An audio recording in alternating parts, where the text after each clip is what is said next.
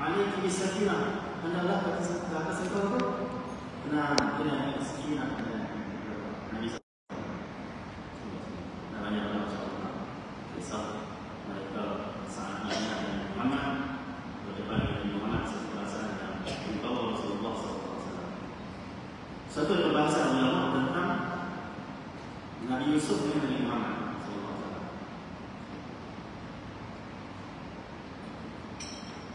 Kita dengar, kita baca dalam Al-Quran, Nabi Yusuf itu dia keluar daripada rumah. Saat itu Zulaikha, isteri kepada Abdul Aziz Raja Mesir itu, dia kata bila orang macam mengutuk dia, orang kata, wahai Zulaikha, apa ni dengan macam anak ikat lah, atau macam anak buah lah, orang bawakan. Oh, dia bukan orang tak elok. Dia nak ajak orang tak elok dengan Nabi Yusuf. Kemudian kata Zulaikha, kamu tak tengok lagi Nabi Yusuf macam mana handsome-nya? Boleh tak kata aku? Kamu tak tahu betapa terpukulnya bila melihat kecantikan wajahnya. Waktu itu Zulaikha bagi Zulaikha seorang sendiri wiper. Ini wiper. Jadi semua. Jadi risau. Okey, apa wiper kata dia? Potong wiper. Waktu itulah Zulaikha kata, wahai Yusuf, keluarlah engkau. Yusuf keluar. Semua tengok Nabi Yusuf. Mereka mengatakan, sesungguhnya ini malaikat yang mulia, bukan manusia biasa. Bukan manusia, ini malaikat ni. Luar biasa wajahnya, cantik tak? Sampai dia tak sedap, dia bayari, sedang bayari jari-jari tu darah, dan nak kata dia jari ke Nabi Yusuf. Wajah Nabi Yusuf menjadi bius kepada para wanita waktu itu. Lihat wajah, kecantikan wajah, ketampanan wajah Sayyidina Yusuf. Sekarang anak-anak. Tapi ulama bahas kenapa Rasulullah tak sampai orang hirih jari. Boleh. Rasulullah tak sampai orang hirih jari. Allah senang. Sedangkan Rasulullah dan Nabi Yusuf, kalau ikut hadis sahih, pandangan ulama mengatakan Rasulullah sallallahu alaihi wasallam adalah sebaik-baik rasul, sebaik-baik ciptaan Allah, dan seindah-indah ciptaan Allah, seindah-indah. Tampan, paling tampan, paling tinggi akhlak, paling banyak mukjizat, paling tinggi kedudukan sisi Allah, paling banyak keistimewaan, semuanya Nabi Muhammad sallallahu alaihi wasallam. So, dia ketua pada semuanya. Ulama bahas kenapa orang tengok Nabi sampai tak jari-jari. Sebagian ulama menjawab mengatakan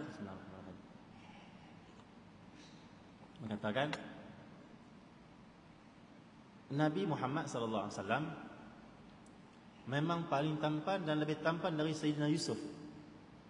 Sampai ada sebahagian mengatakan 70 kali ganda lebih tampan dari Nabi Yusuf AS. Boleh terima ada pandangan ni? Boleh, kenapa? Memang Rasulullah paling terbaik, paling utama. Takkan Nabi lebih bawah daripada semua Rasul Nabi? Sedangkan dia paling utama. Tak mungkinlah tidak. Allah SWT Muhammad. Kalau kita baca hadis Syama'il, kalau kita baca hadis-hadis tentang Syama'il Nabi, pujian sahabat pada wajah Nabi itu Masya Allah. Sayyidina Jabir bin Samurah kata, satu malam aku keluar daripada rumah, tengok Rasulullah keluar daripada rumah, Nabi pakai hulwatun hamra. Hulwatun hamra, pakaian yang dua kain bawah satu, kain atas satu. Macam kita lah pakai jubah, dalam ada kain juga. Atau kita pakai macam kurta tu, bawah tu ada kain warna merah. Merah ni kata ulama, merah yang sayang-sayang tu, cair-cair tu, bukan merah terang lah. Kata Sayyidina Jabir bin Abdullah, wallahi falahuwa indi ahsanu minal qamar. Nazartu ila qamar wa ilan Nabi sallallahu alaihi wasallam. Aku lihat qamar, aku lihat bulan, aku lihat wajah Nabi. Tetapi wallahi falahuwa indi ahsan minal qamar. Tapi wallahi demi Allah, wajah Nabi lebih bercahaya, lebih indah dari bulan.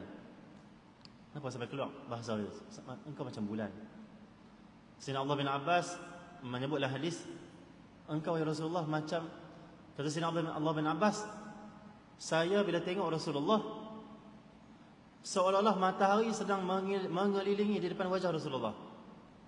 Ini contoh matahari lah, dari matahari. Kata Sayyidina Abdullah bin Abbas, aku tengok wajah Rasulullah, cahayanya, indahnya, seolah macam matahari sedang berputar di depan wajah Nabi. Cahaya wajah Nabi SAW, bukan cahaya saja, bersinar ataupun keindahan tu, tampan tu. Tu sampai ada sahabat katakan ada sebagai ulama tulis dalam dia punya puji-pujian pada Nabi, anta syamsun anta badrun anta nurun fawqa nuri anta iksiru wa ghali anta misbahus suduri anta misbahus suduri. Pujian ulama ni berdasarkan apa yang telah disaksikan oleh sahabat. Engkaulah matahari, engkaulah bulan, engkaulah. Nah, abang kata mulia, indah, tampan cahaya wajah Rasulullah sallallahu alaihi wasallam. Kita kena ada perasaan teringin nak tengok Rasulullah tu. Kena ada perasaan. Tak mungkin orang yang cinta seseorang dia tak mau lihat orang tu. Tak mungkin. Ya, kita hidup di zaman Nabi di alam sana, kita di alam sini. Tetapi tidak boleh menghalang hati kita ada keinginan besar untuk melihat wajah mulia ini. Nak teringin. Tak apalah di dunia kalau tak dapat pun tak apalah. Nanti di mahsyar atau nanti di akhirat alam sana aku nak lihat, nak jumpa Rasulullah sallallahu alaihi wasallam. Kita kalau mengaji Syama'il Muhammadiyah, hati kita akan menjadi Rasulullah ni macam mana? Sahabat sebut masya-Allah, teringinnya nak tengok. Macam tu Itulah cinta yang timbul dalam hati kita semua. Tak apalah, ini perbahasan ulama. Perbahasan kedua mengatakan, perbahasan pertama kata paling tampan, lebih tampan dari Sayyidina Yusuf. Nanti orang kata, mana boleh bandingkan di antara Nabi? Kan Allah firman, la nufariqu baina ahadin min rusulih. Janganlah la nufariqu baina ahadin min rusulih, kami tidak membeza-bezakan di kalangan rasulnya. Itu dalam amanar rasul bima unzila ilaihi min rabbil mu'minun. La nufariqu baina ahadin min rusulih. Seorang rasul pun kami tak beza-beza. Maksud ayat ini kata ulama tafsir, la nufariqu baina ahadin min rusulih, bermaksud kita orang Islam jangan jadi orang Nasrani, orang Yahudi. Yahudi dia tak mau ikut Rasulullah, tak mau beriman. Sedangkan Yahudi paling gembira sekali sebelum Nabi lahir tu. Malam Nabi lahir, hadis ni riwayat Sayyidina Hasan bin Thabit. Riwayat Imam Baihaqi, tak salah Imam Ahmad mengatakan, kata Sayyidina Hasan bin Thabit, sahabat Nabi, aku waktu tu di Mekah, umur aku 7 tahun. Umur saya 7 tahun. Umur saya. Saya lihat orang Yahudi keluar daripada rumah mereka mengatakan, malam ini tala'al najmu Ahmad, telah munculnya Allah SWT, bintang Ahmad. Wahai sekalian orang Yahudi, kata mereka punya ahli kitab, wahai sekalian orang Yahudi, khabar gembira untuk kalian, happy lah, malam ini telah munculnya bintang Muhammad Ahmad, telah lahir dia tu. Mereka bercari siapa beranak malam tu. Malam kelahiran Nabi ni di Mekah ni, ibu Nabi saja, Aminah saja yang melahirkan anak malam tu.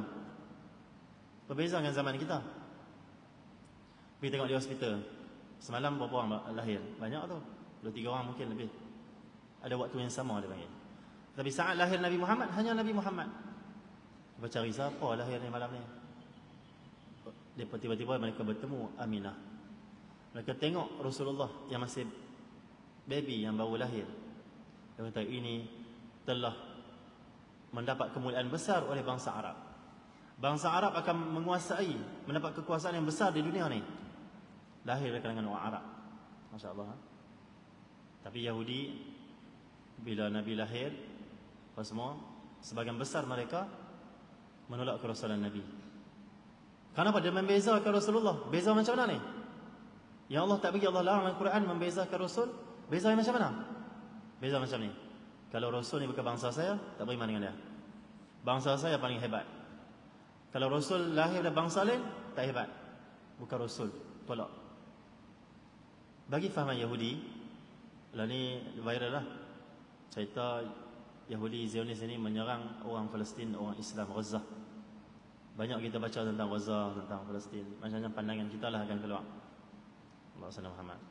Hakikatnya memang salah itu pada pihak Yahudi Zionis ini, kerana mereka ini bukan saja duduk tanah yang tidak diizinkan oleh mereka, bahkan mereka ni nak ambil lagi tanah orang Islam, nak ambil lagi.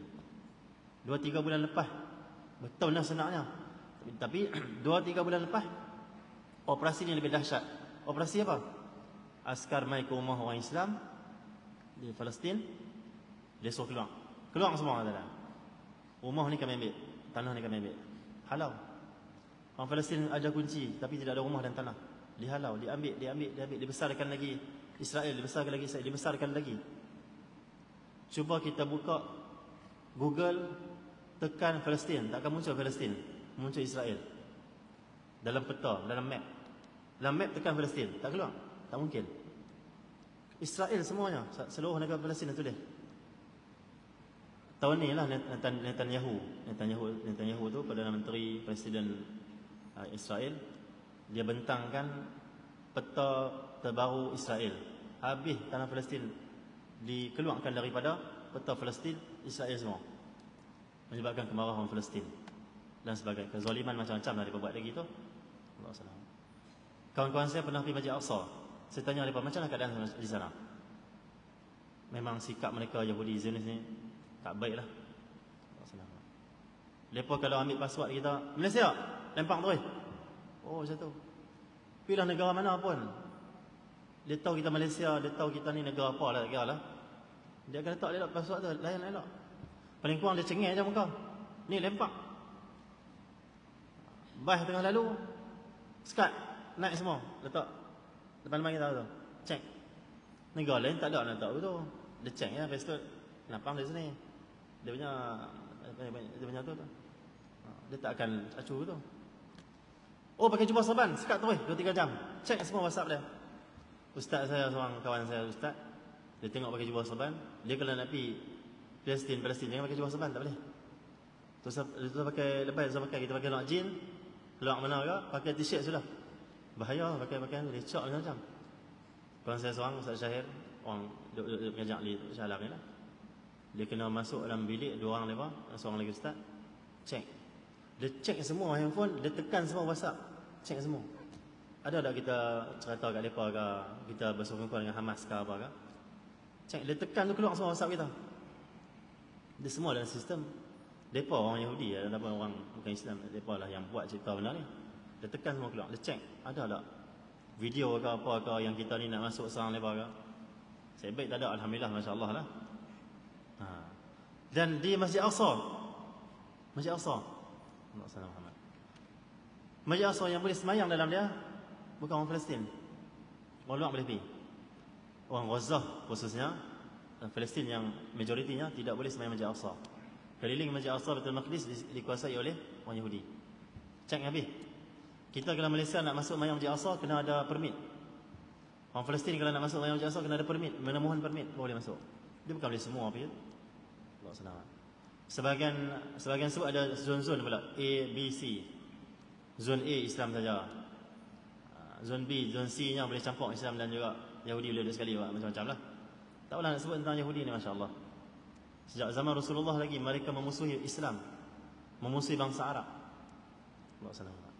Apa yang Nabi sebut bagus tentang Arab, dihancurkan semua. Kan Nabi sebut dalam hadis, Allahumma barik fi Syamina wa Yamanina wa fi Yamanina. Ya Allah, berkatilah Syam kami, bumi Syam, dan berkatilah bumi Yaman kami. 2 negara ni dihancurkan. Allah SWT. Syam dia buat fitnah, satu fitnah dia buat macam-macam isu. Syria, Palestin termasuk Syam. Akhirnya mereka merosakkan negara-negara Syam, Syria, Palestin, Lebanon dan juga Jordan. Itu 4 negara yang itu bumi Syam dia panggil ya. Yang dia tak lingkupkan dengan peperangan, dia rosakkan tu masyarakat situ. Rosakkan akidah mereka, rosakkan kehidupan Islam mereka, rosakkan semua. Yahudi lah, kita Yahudi ni. Allah SWT. Okey, jadi 1 sampai dalam Quran Allah dah laknat Bani Israel ni. Ghairil maghdubi alaihim waladdallin. Golongan yang Allah murka. Siapa golongan yang Allah murka? Ya Allah, jangan engkau masukkan kami dalam golongan ghairil maghdub. Maghdub ni siapa? Orang yang Allah murka. Golongan yang Allah murka siapa? Yahudi. Allah SWT. Yang mereka tu majoriti menentang Nabi Muhammad sallallahu alaihi wasallam. Ada juga yang masuk Islam, ada. Al-Dhalin Nasrani lah. Jadi Allah SWT Muhammad. Maka Allah SWT, orang Yahudi gembira menyambut kelahiran Nabi Muhammad. Mereka membezakan Nabi Muhammad, mengatakan bukan bangsa Bani Israel. Dalam kitab-kitab orang Yahudi mengatakan selain bangsa Yahudi adalah haiwan, bukan daripada Adam. Ada teori mengatakan manusia dari monyet itu adalah manusia bangsa yang lain, hanya Yahudi daripada Nabi Adam AS. Itu mereka punya pahaman. Baru ni keluar kenyataan Menteri Israel ke? Dia kata apa? Ni Palestin ni adalah binatang-binatang ni kena hapuskan. Dia kata binatang dekat orang Palestin, Islam. Bagi dia bangsa Arab, bangsa Melayu bukan bangsa apa? Ini semua bukan manusia daripada Nabi Adam ni. Tu tengok dahsyatnya mereka sombong dengan bangsa mereka. Jadi Allah SWT Muhammad, tapi Allah dah janjilah Allah akan hancurkan mereka. In udtum udna. Dalam surah Al-Isra, jika kalian kembali merosakkan dunia, kami akan kembali menghancurkan kalian. In udtum udna. Tu Al-Quran. Allah yang beri sebenarnya izinlah, ujianlah pada orang Islam, izin pada mereka untuk kuasai semuanya. Bank dunia siapa pegang? Bangsa apa? Saya Yahudi juga. Okey. Apa Rothschild apa nama? Yang bank dunia tu. Tak Allah depa lah. Tak apalah. Allah yang bagi sebab Al-Quran izin, ujian untuk kita. Tetapi saat bila kalian melakukan kerosakan, kata Allah, buka surah Isra, buka. Boleh dalam tu. Kami akan kembali, kata Allah, hancurkan kamu semua. Allah kata aku akan hantar, aku akan hantar hamba-hamba aku yang keras memerangi kalian sampai hancurkan kalian. Itu dia panggil apa? Akan berlaku tak lama lagi lah kehancuran mereka lah. Mereka yakin dengan Al-Quran. Mereka yakin dalam hadis yang Nabi kata pokok-pokok, batu-batu semua akan bercakap, ya Muslim, wahai orang Islam, belakang saya ada orang Yahudi ni, bunuh dia. Saat kekalahan mereka, mereka percaya semua ni. Nabi kata kecuali pokok Gharqad.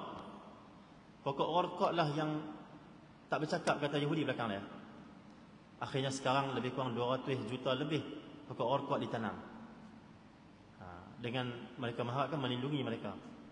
Tapi bukan melindungi mereka, tak lindung mereka sebenarnya. Kalau ikut logik akal lah. Bila Nabi sebut Gharqad tak cakap, kata Yahudi belakang dia orang pun tanam. Tak berlindung belakang pokok tu.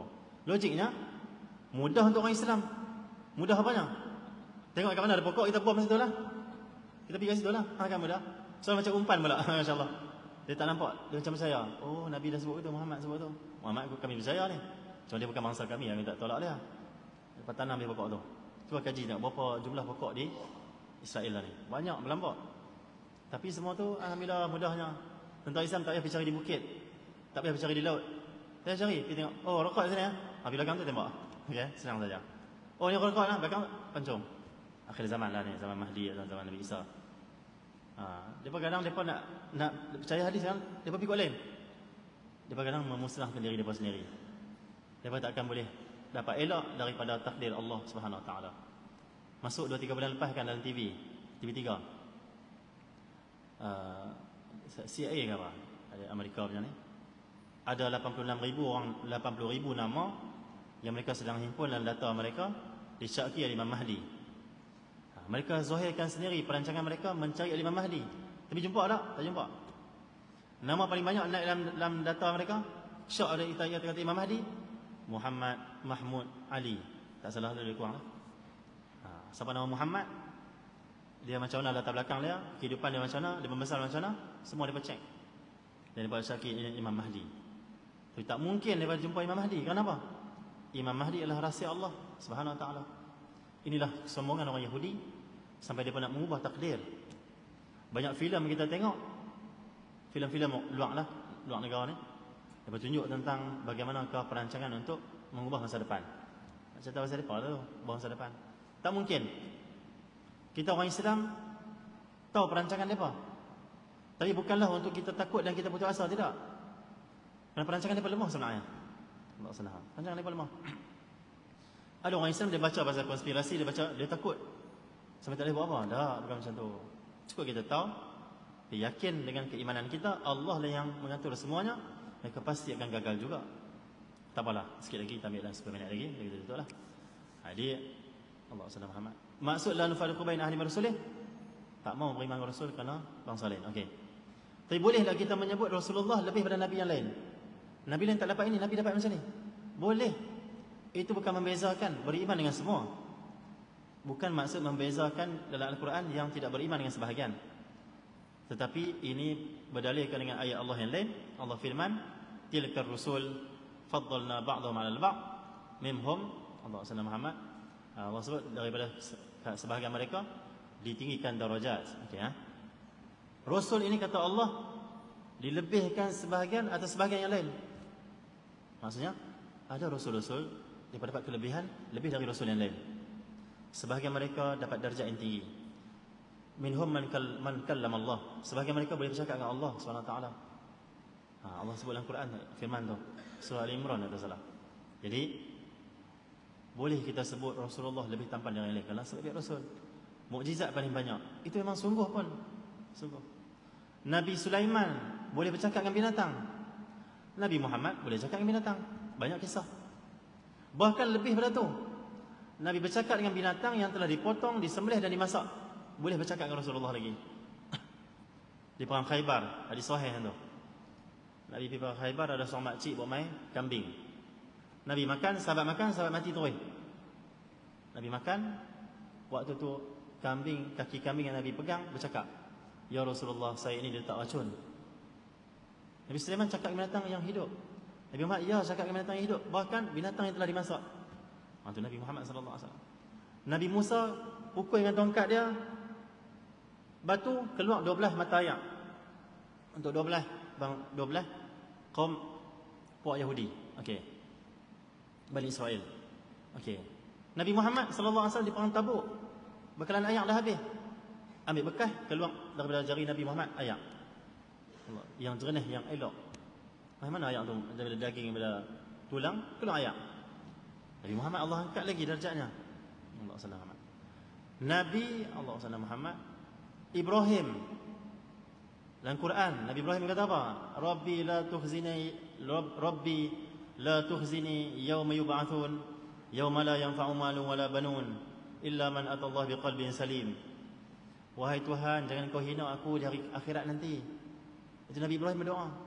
Nabi Muhammad belum menyebut doa sedemikian, Allah telah turunkan ayat. Allah sallallahu Muhammad. Allah sallallahu Muhammad. Yang Allah berfirman, yauma la yukhzillahu an-nabi walladzina ma'ahu. Allah sallallahu walladzina ma'ahu. Allah firman, di hari Allah tidak akan menghina nabinya, itu Nabi Muhammad sallallahu alaihi wasallam, dan mereka yang bersama dengannya. Itu Rasulullah sallallahu alaihi wasallam. Kawasan langit ni ada yang kawasan laut. Seperti dalam riwayat ada kawasan laut yang berombak. Itu atas tu. Allah tak izinkan laut di langit tu jatuh ke bumi. Kalau setitik je lapisan laut di langit tu setitik jatuh ke bumi, semua tenggelam bumi ni. Nabi Musa membelah laut di dunia, Nabi Muhammad Malaysia Mi'raj membelah laut di langit. Allah sebutlah.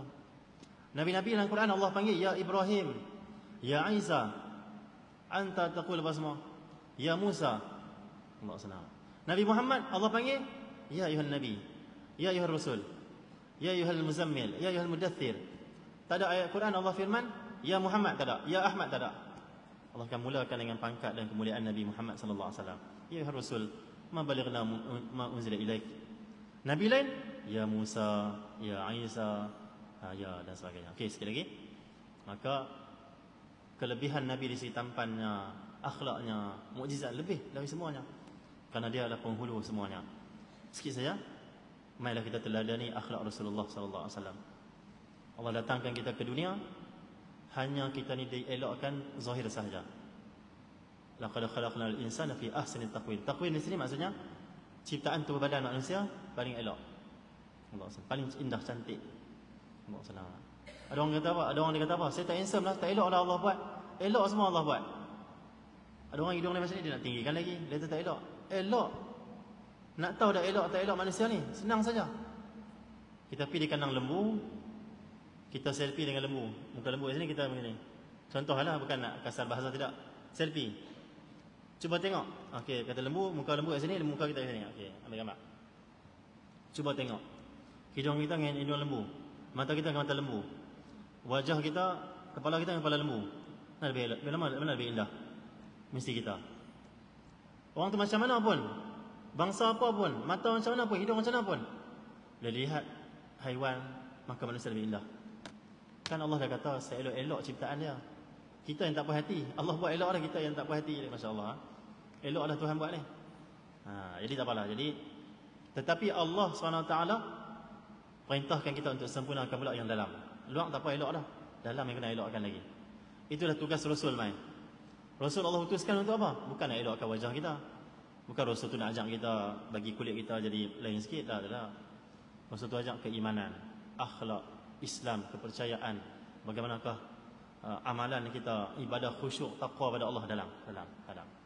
Di samping Zuhair juga dapat kemuliaan dia. Zuhair juga dapat keindahan dia. Auratnya ditutup.